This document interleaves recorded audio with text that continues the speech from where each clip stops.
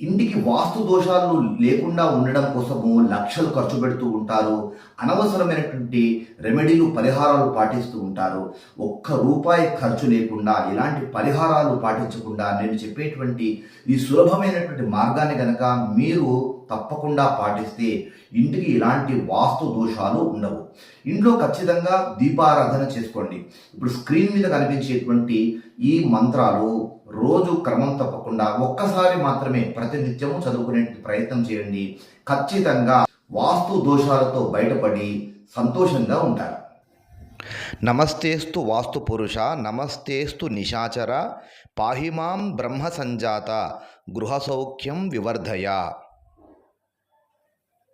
విరించిపుత్రం విపరీత దేహినం, నిశాచరం విష్ణుపాదాబ్జ సేవినం, నమామి భక్త్యా వరవాస్తుపురుషం, నికేతనే నిత్య సుఖాభిలాషి.